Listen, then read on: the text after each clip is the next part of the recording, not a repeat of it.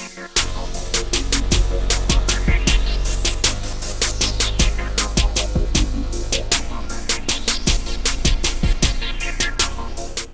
right, everybody, welcome to the Comments from the Peanut Gallery podcast. I'm Jordan Kurtz. I'm also with the MMA Plug powered by DenverSportsBetting.com and MileHighSports.com. I'm here with a very special guest today, my man, Collin Anglin. How you doing, brother?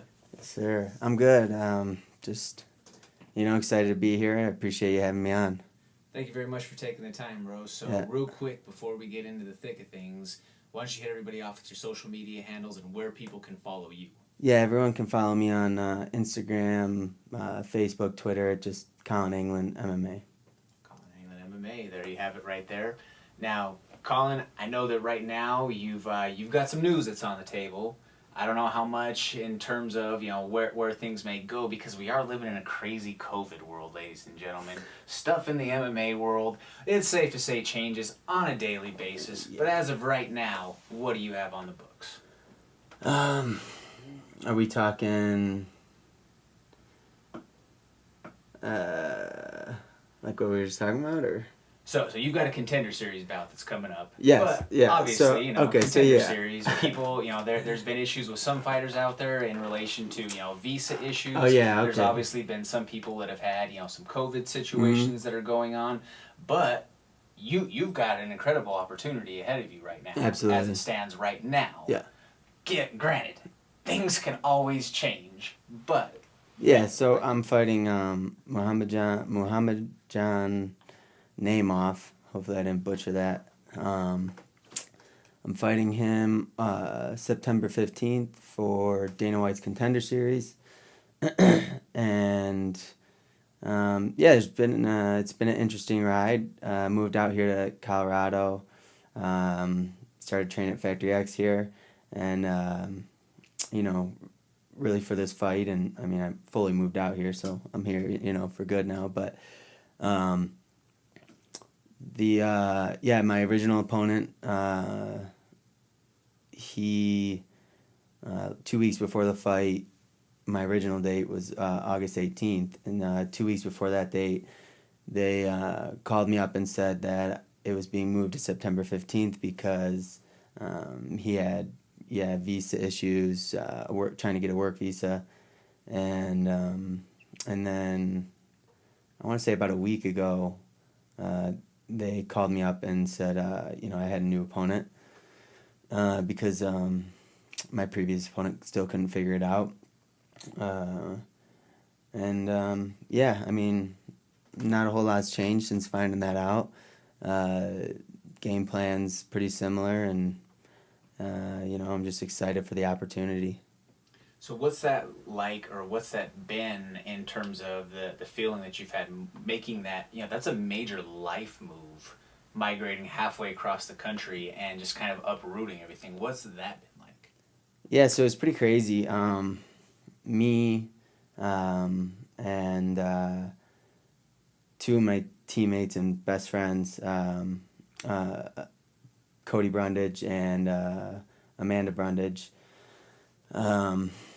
or as you guys might know her as Amanda Bobby Cooper.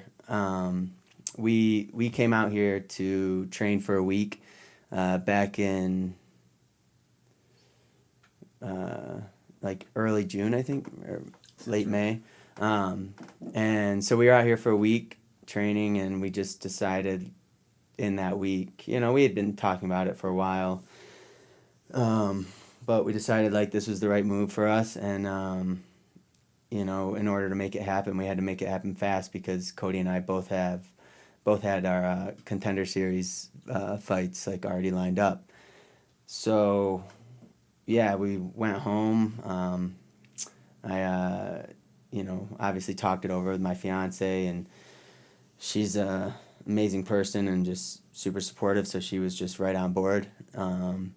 We told our family and friends and teammates and coaches back home, and everyone fully supported us, and we moved drove out here within a week. We were back here, and back here for good. So yeah, it's a pretty crazy transition, and it happened real quick, but it was a blessing. It was it's been one of the smarter moves I've made in my career this far, and things are going really smoothly here. So I'm extremely happy for it. For making that decision. That's awesome, man. Yeah. Let's peel the layers of the onion back a little bit here. For sure. What first got you into MMA? So I wrestled all my life, just growing up through high school, and I just never. I was always kind of I was a good kid, but I always school came last, and so that affected my wrestling seasons and all that, and I just never really accomplished what I wanted to, and I was always a fan of watching the UFC, and I just so after high school I was done wrestling. I went to community college in Kalamazoo and saw a sign on the side of the road. It was my freshman year there, so I was about 18. Yeah, I saw a sign on the side of the road one day. It said cage fights, blah blah blah. This date at K-Wing Stadium. Call this number, and I just picked up my cell phone, called that number, and I said, I want to fight, and they called me back within an hour, and they're like, okay, we got you an opponent. I'm like, oh shit, okay. It's going, yeah, it's going down. All right. It was 2 weeks away, maybe 3 weeks away. And I had never, I wasn't training at any gyms. Never really had any training. I just watched it, and obviously I wrestled. So going into that, I called my family and called my friends, let them know I was, going to fight in a few weeks, and everyone was just like, hell yeah, let's do it. My dad was in my corner for that fight, and I knew nothing. I mean, I tried to stand up with the guy. He was more of a boxer, and I threw some leg kicks, and my dad was just like, take him down, take him down. So that's what I did. Yeah, I pretty much wrestled the dude for 15 minutes and got a decision win. And then after that, I kind of just did that for fun. I loved it. I had a great time doing it. But I wasn't really aware of the gyms around me at the time. So I trained at a gym called Lightning Kicks in Kalamazoo for a little while.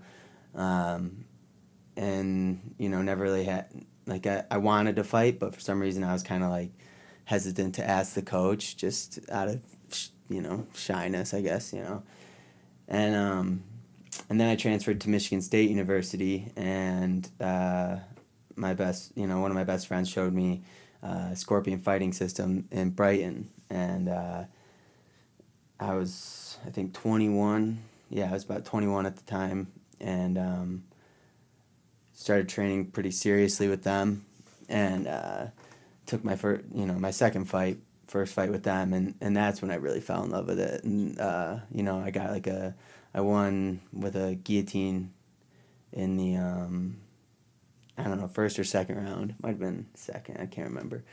But just that was incredible. I had all my work friends there, all my family, all my friends from back home, and just getting my hand raised and in front of all them and seeing them all in the crowd just freaking out. I absolutely fell in love with it. I think I texted him that night, and I was like, hey, this is what I'm doing, That's awesome. Yeah. Was there a specific, a lot of people talk about having their MMA moment, if you will, what pulled you into the sport as a fan? For some people it may have been, I remember back at, UFC, blah, blah, blah, when Chuck Liddell knocked out Tito Ortiz, or, when Matt Hughes went and slammed Frank Trigg or something like that. Do you have a particular moment like that, or is it just something that, you've always just kind of liked and there isn't one thing that maybe sticks out?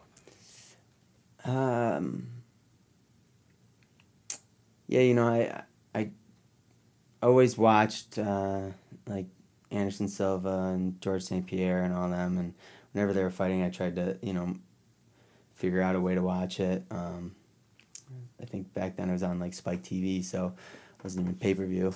And then, but like when I think back to like, a lot of people ask me this question, and I never have really given them this answer, but this is kind of the truth. Is when I had to be in like 6th, 7th grade.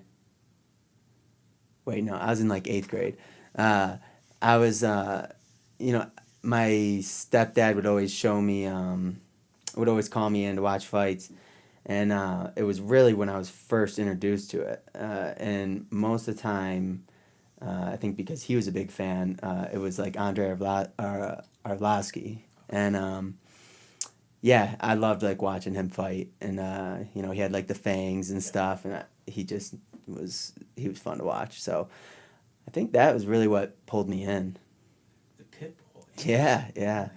Andrei Arlovsky, when he was in his prime run, just like you said, man, he was devastating out there. I mean, he had the look, he just had the whole bravado to him. I mean, just this gnarly looking dude with a crazy beard, the curly crazy hair, fangs sticking out, and just knocking people out left and right. Yeah, and I was a young kid, and so like that, all of that, like the showmanship of that, like I loved, and yeah, really, that is what got me interested in the sport. Nice. Yeah. Well, you mentioned showmanship. One thing I do have to point out, you have some of the dopest trunks that you usually take the cage with. Yeah, thank you. Now, though, getting to the UFC, once you punch that ticket and get your contract. Yeah. How do you feel not being able to have those dope-ass shorts anymore? Yeah, it sucks. I mean, listen, I'm not gonna... I'll have the UFC on my shorts now, so I don't think I'll be complaining that much, but... Fair trade. Yeah, Fair trade. It's not bad. But yeah, it does... that does kind of suck, because I like to have fun with it, and I like to,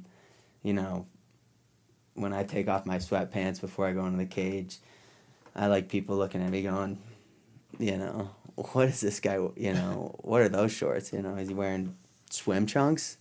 They're not, but, I wear some, pretty crazy stuff, and then, going out there and showing them I'm a real threat, real talent, so, it's not a huge deal to me. I'll be happy to, wear whatever the UFC gives me. Definitely. Yeah.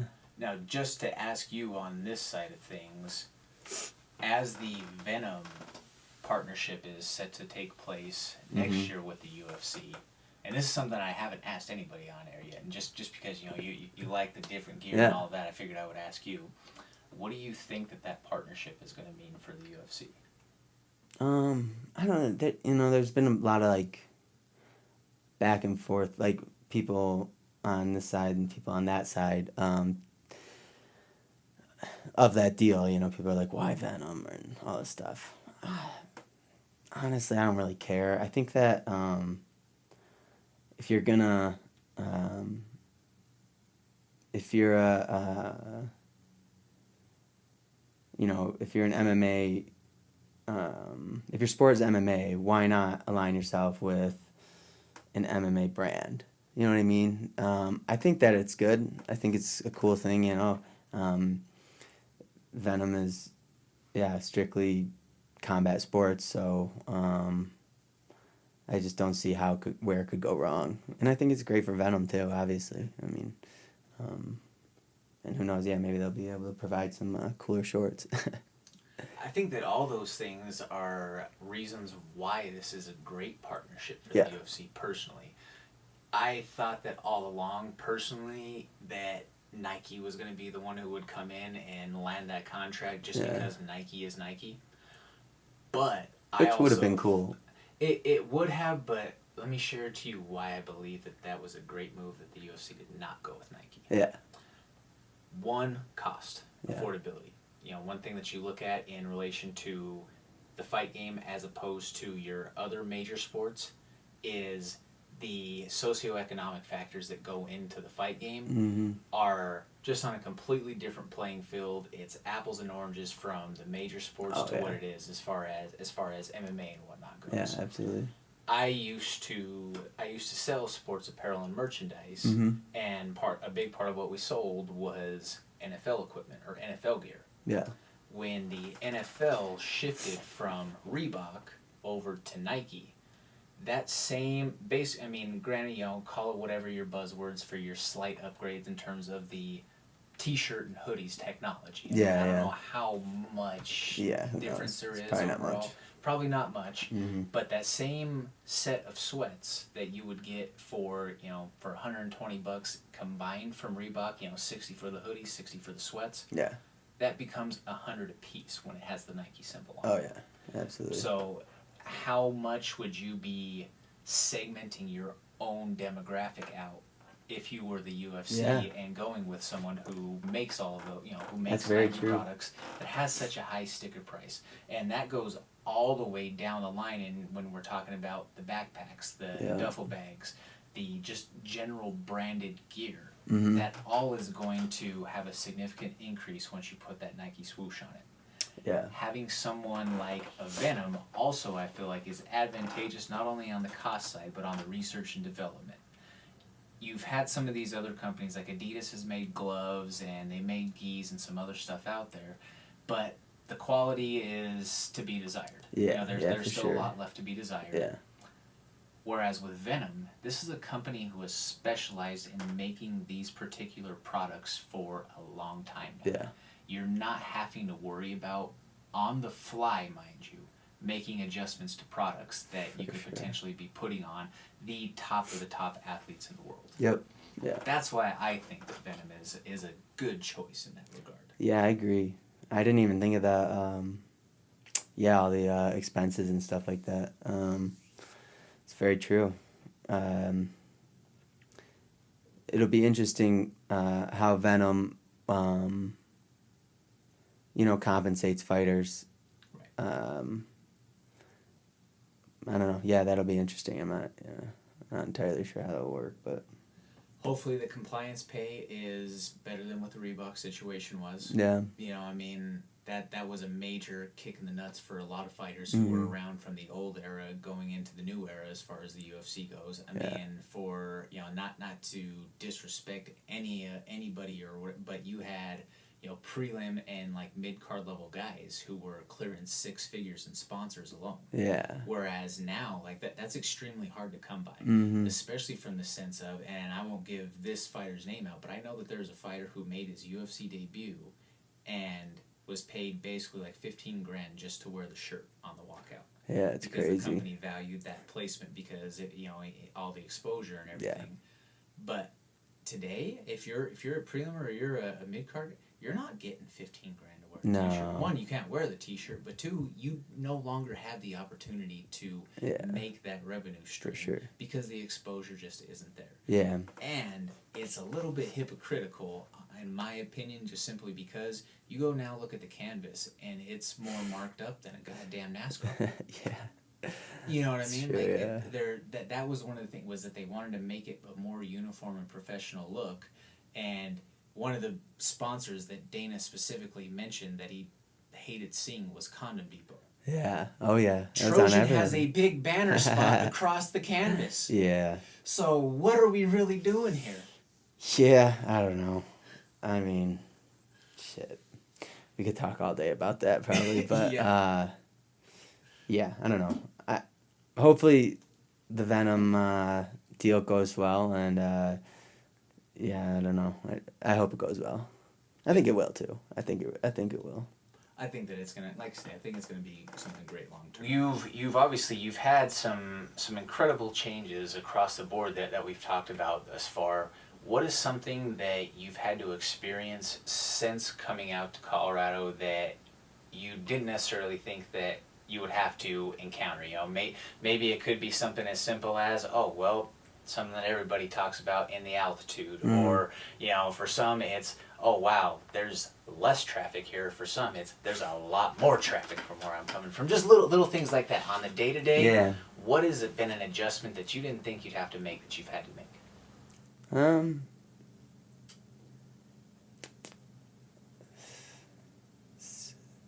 I would say, so just like little things. Whatever may stick out to you. Yeah, I mean, That's outside of the fight game. yeah. You know, I miss my family. I have a 11-year-old nephew back home and a 2-year-old niece back home. So, you know, I miss seeing them. And luckily we have FaceTime. You know, I get to FaceTime them a lot. Then I miss the rest of my family, real close family back home. But, yeah, I mean, that's the biggest thing probably. I don't know, some annoying things. I would say like traffic is annoying, but the main thing is like the street lights, like like the street lights. Seems like there's an intersection, or there's a light at every intersection.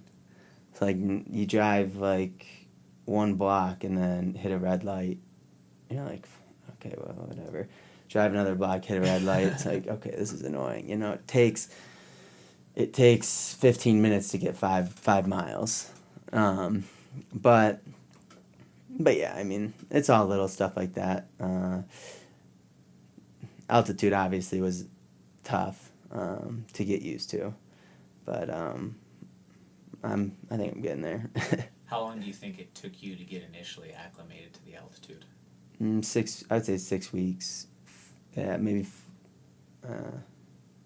Yeah, like 5 or 6 weeks. That's crazy, man. Yeah. That's crazy, especially because, I mean, you're a very highly conditioned athlete and Yeah. a wrestler your entire life up Yeah. to this point already. Yeah. Like, Yeah, it was a surprise to me, too. Damn, I was like, when is this going to end? Yeah. When is this going to I end? mean, training every day, and then, you know, it's just, yeah. I was always like, Jesus, when is it going to end? But, yeah, just little stuff like that, you know. How does the rigor of the schedule compare in relation to what you had been doing before? Yeah, well, it's a lot more strict, right? Like, Anybody who knows Coach Mark knows that. yeah, I mean, coaches, you know, accountability is huge to him, and I think that that's somewhere, you know, I thrive in that, you know, in that environment. You know, like you know, a couple weeks ago, I was late to practice, like, you know, a couple minutes late, and coach chewed me out for it, you know, and I love that, you know, like I need that sometimes. You know, sometimes I think everyone needs like kind of a kick in the ass. Yeah, so I would just say like, it's more rigorous. Yeah, like every day, you have to be there, twice a day. There's, and then like outside of that, there's, you know, there's conditioning, you know, strength and conditioning, at a different gym, and then that you have to be at, and then, you know, just the and then, you know, certain weekly runs and hill sprints that are required. I love it. Yeah, I mean, like I said, I thrive in that environment, and I think it's just a perfect place to improve. Definitely. Well, my old man used to always say the best racehorse in history always needed a whip down the stretch. Exactly, yeah. So, more so, if you don't get what that means basically you're never too good to get pushed by someone, Yeah. or to be Oh, I held accountable. agree. Yeah, absolutely. You know, we could all use it every now and then. It doesn't matter if you're the best of the best within your craft. You need someone to help keep you accountable and Yeah. make sure that sword stays sharp. And yeah, there's a lot of people who say like they don't need it, right? And then, you know, people I know, you know, that say they don't need it, and then I see them get, you know, getting that kick in the ass that they need. So that's one thing with Coach Mark is does not matter who it is. He's non-discriminating. Oh, yeah. That. Yeah. That I feel like is a great thing, and that, hey, like, you've got to be held to a standard. You've got to be held to a standard. We've all got to be held to this standard. Exactly. Otherwise, if we're not together in unity with our practices and our behaviors, then we're not all on that same energy bus trying to chase the same goal. Yeah. Is that a fair assessment? Oh, yeah, for sure. Yeah. He's an amazing coach and like a mentor. You know, he's just, sometimes he says things and I'm like, okay, like, he'll say something, it's like a full quote from a book. I'm like, how the hell does he even remember that? You know what I mean? Like, he's like, he's got a lot of wisdom up there. Definitely. And, yeah, I'm extremely happy to be learning from him. It's grateful. That way, too, of, just kind of knowing exactly at that moment what you needed to hear. Yep. Oh, yeah, for sure. And sometimes it may not be what you wanted to hear. Yeah, yeah. But in that moment, it was what you needed to hear. Yeah, absolutely. And I can point to that just from a couple of examples with things within my life that Mhm. were, away from this other, work related, all of that, where it was just right then in that moment, what he said was just like, wow. That's exactly what I That's exactly what needed, or what I needed to hear to put me on that right track. Yeah. Which is, it's just crazy. I mean, Yeah, that's the I mark agree. of a good leader right there, is just knowing how to manage people, knowing how to read people. Yeah. Because in some of those instances, it's not like I proactively, went and talked to him about or brought it up. It was a thing of probably got to read from body language Mhm. or, just tone of voice and talking about Oh, the yeah. subject, something. And right then and there was able to then, flip the Yeah. script on it. Yeah, It's crazy. yeah. Like I said, he's extremely knowledgeable. He's wise, and he can just like tell when something's off, and and say the right things. Definitely.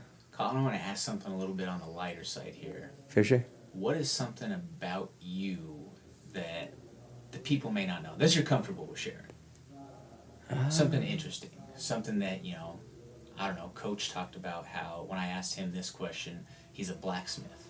He's a certified blacksmith, wow. horseshoer. So that's something that not a lot of people Yeah. realize. It's tough.